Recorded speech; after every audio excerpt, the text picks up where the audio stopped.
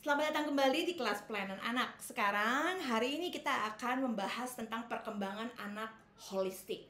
Kata holistik, kita akan menerus mendengar tentang kata ini, dan kita akan belajar bagaimana yang namanya perkembangan anak itu bukan hanya satu bagian, tapi kita lihat ya, banyak sekali bagian-bagiannya ya. Mari kita bahas satu persatu mulai dari atas nih ya, dari physical and gross motor. Apa itu physical and gross motor? Segala sesuatu yang berhubungan dengan fisik. Lari, ya, berjalan atau merangkak atau naik tangga, itu semuanya physical atau gross motor. Lalu lanjut ke berikutnya adalah fine motor. Fine motor adalah sesuatu yang berhubungan dengan jari jemari. Menulis, menggambar, mengambil sesuatu, ya, itu semuanya fine motor. Lalu sensory. Sensory segala sesuatu yang berhubungan dengan yang namanya alat indera perasa, indera pendengar, indera pengecap, indera bau, ya, segala sesuatu yang berhubungan dengan sensor. Lalu berikutnya adalah self-help. Bagaimana seorang anak bisa belajar untuk mengambil sesuatu gitu ya, minum. Anak kecil aja harus diajarkan cara pegang cup gitu ya, pegang gelas, lalu pegang garpu, sendok, itu self-help. Lalu language, bahasa. Anak zaman sekarang tidak hanya belajar satu bahasa, bukan? Ya, banyak bahasa mereka harus ajarin, tapi harus pelajari. Tapi apakah bahasa utamanya apa? Bahasa ibunya apa? Lalu berikutnya ke kognitif. Kognitif adalah sesuatu yang berhubungan dengan pengetahuan, daya ingat. Misalnya kalau anak kecil mereka belajar tentang ABC. Di belakang saya ada namanya ABC Bible. Jadi A, B, C, D gitu ya kalau bahasa Indonesia. Tapi kalau bahasa Inggris misalnya A, B, C, B, ke phonics dan sebagainya. Itu kognitif. Atau tahu ini siapa itu Adam, siapa itu Hawa, apa yang terjadi. Misalnya kalau pelajaran pelajaran agama. Jadi segala sesuatu yang berhubungan dengan otak. Lalu emotional. Emosi, marah, nangis, kesel, sedih, ya, itu juga semuanya harus berkembang dengan baik dalam diri seorang anak. Sosial, apakah dia mau berteman? Apakah dia hanya mau sendiri saja gitu ya? Kaku, tidak mau berteman gitu ya. Itu bagian sosial. Nah, ini spiritual yang terakhir.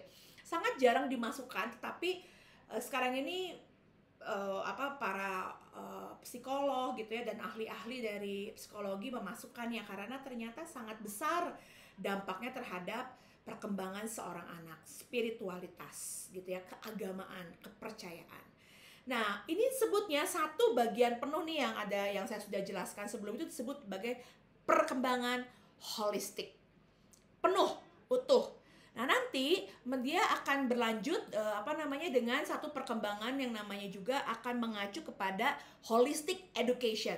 Pengajaran yang holistik, ya. Saya tidak akan bahas ini secara detail karena kita akan membahas tentang perkembangan anaknya saja terlebih dahulu. Tapi mari kita lihat ya dari sini ya, mulai dari sekarang mengajar anak itu tidak bisa hanya kertas dan bolpen. Atau hanya kita ngomong verbal seperti ini, berbicara seperti ini, tidak bisa. Ya karena apa? Oh, itu udah core akademik. Kalau kalian lihat di sini yang warna oranye itu core akademik, pembelajaran yang inti. Mungkin bisa diajarkan satu arah seperti ini. Tapi tidak hanya itu, mereka ada emosionalnya.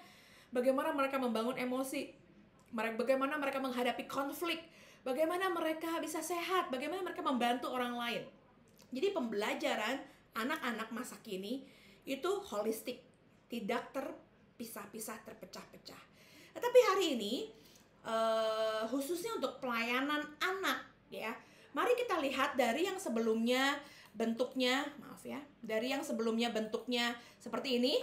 Anak dilihat sebagai bagian dari anak itu harus memiliki perkembangan semuanya ini yang tadi saya bilang.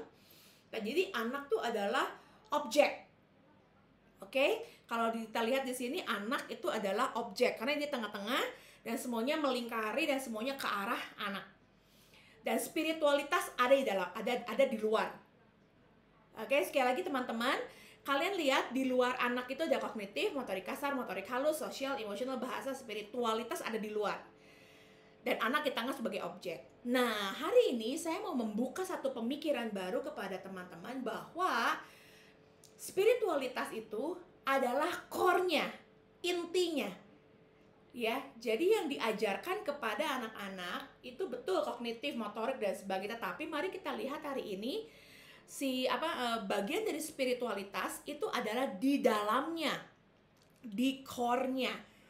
Jadi kembali lagi bahwa pendidikan spiritualitas anak itu menjadi hal yang terutama untuk mendukung pertumbuhan kognitif mereka, motorik kasar mereka, motorik halus mereka, emosionalnya mereka, dan juga bahasanya mereka. Oke, sekali lagi, kalau sebelumnya kita melihat bahwa anak itu seperti ini, anak lalu spiritualitas hanya bagian dari perkembangannya. Tapi hari ini saya mau kita semuanya belajar sedikit berbeda, bahwa spiritualitas anak mempengaruhi semua kebutuhan perkembangan anak itu sendiri. Dari bahasa, dari kognitif, dari motorik kasar, dari motorik Nah, ini akan sangat amat membantu kita semuanya di saat kita mendesain atau mempersiapkan kegiatan kita di sekolah minggu atau kegiatan kita sebagai guru agama. Karena konsepnya akan berbeda. Karena inti dari pembelajaran kita adalah membentuk spiritualitas anak melalui kognitif, motorik kasar, motorik halus, sosial, emosional, dan juga bahasa. Jadi semua perkembangan holistik anak itu mari kita mulai dari mengembangkan spiritualitas anak itu sendiri. Nah, saya berharap ini kalian bisa mengerti, karena setelah ini kalian harus membuka satu file di Microsoft Word yang saya sudah kirimkan kepada kalian. Kalian lihat perkembangan anak, saya akan berikan kepada teman-teman dari 0 sampai 9 tahun. Oke, jadi kalian buka nanti setelah kelas ini, kalian buka, saya sudah kasih apa sih perkembangan kognitif anak umur segini. Apa sih perkembangan emosionalnya gini. Nah, kalau kalian sudah tahu semuanya itu, jadi saya harus mempersiapkan pelayanan anak yang seperti apa. Saya harus mempersiapkan bahan ajar saya seperti apa. Setelah saya melihat kognitifnya anak seperti ini, motorik kasarnya seperti ini. Jadi lihat sekali lagi baik-baik gambar yang ada di sebelah saya ini. Ada tanda panahnya tuh 2. Berarti kognitif mempengaruhi spiritualitas anak, dan spiritualitas anak pun mempengaruhi kognitif. Jadi apapun yang kalian ajarkan kepada anak-anak didik kalian, itu harus dimulai dari spiritualitas ini. Harus dimulai dari satu Christian worldview atau pandangan Kristen bahwa Allah menciptakan anak-anak ini utuh dari awal mereka di kandungan dan sampai lahir, dan mereka adalah anak-anak spiritualitas. Mereka adalah anak-anak yang ada roh di dalamnya. Sebab itu, roh itu harus sama-sama belajar untuk meningkatkan perkembangan yang lainnya. Spiritualitas mempengaruhi kognitif. Spiritualitas mempengaruhi emosional. Spiritualitas mempengaruhi cara mereka berbicara. Spiritualitas mempengaruhi cara mereka bergerak, excited gitu. Dan semuanya itu juga di saat mereka seimbang perkembangannya, itu mempengaruhi spiritualitas mereka lebih berkembang.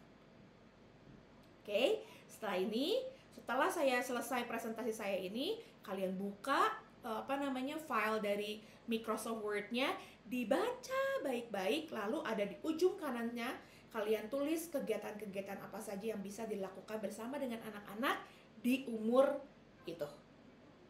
Sebelumnya, saya rindu kita semuanya melihat satu perkembangan holistik yang buat saya sangat baik, menjadi contoh kita semua bagaimana seorang pribadi yang namanya Yesus Kristus berkembang secara holistik. Apa saja yang dia alami? Mari kita lihat. Ini diambil oleh saya dari Lukas 2 ayat 52. Yesus tuh bertumbuh secara mental. Apa contohnya? Apa buktinya? Dia semakin bertambah hikmatnya hari-hari. Ingat waktu dia hilang di bayi suci, dicari oleh orang tuanya, lalu ketemu dan dia ditanya, kenapa kamu menghilang? Lalu dia semakin besar, semakin berhemat. Dia bilang, kenapa kamu harus mencari saat aku ada di rumah Bapakku? Anak umur 12. Ya. Lalu gak hanya itu, dia bertumbuh secara fisik. Ya, pastinya dia bertumbuh secara fisik. Dia semakin tinggi, semakin besar secara fisik. Lalu tidak hanya itu, dia bertumbuh kemampuan sosialnya. Di umur 12, dia hilang di bayi suci, dia mendengar dengan baik. Kalau dia bertumbuh di umur 30, dia sangat punya empati, dia sangat punya simpati, ya. Dia marah, tetapi dia merangkul, ya. Dia bertemu dengan orang-orang yang harusnya dia tidak dia temui, ya, seperti perempuan Samaria, tapi itulah social skill yang dia hadapi. Dia bisa bisa bercakap-cakap dengan orang kaya, dia bisa bercakap-cakap dengan orang yang lumpuh, orang yang miskin, dengan pemungut cukai. Dia berteman dengan banyak orang. Social skillnya, dia semakin dikasihi oleh manusia. Lalu yang terakhir, ini yang paling penting sebenarnya, bahwa dia bertumbuh secara spiritualitas. Dan dia dikatakan semakin dikasihi Allah. Bukan berarti karena dia anak Allah jadi dikasihi oleh Allah, tetapi kita melihat bahwa hari demi hari dia punya satu konektivitas dengan Bapaknya semakin erat. Dan dia semakin dikasihi Allah. Semuanya tertulis dalam Lukas 2 ayat 52. Nah, inilah tujuan akhir, ultimate goal dari kita sebagai seorang pendidik pelayan anak-anak. Membuat anak-anak bertambah hikmatnya, bertambah besar secara fisik, bertambah baik, ya, kemampuan fisiknya, semakin dikasihi oleh manusia, dan semakin dikasihi oleh Allah. Baik, selamat membaca perkembangan anak secara holistik dan membuat tugas yang sudah saya sediakan. Tuhan Yesus memberkati.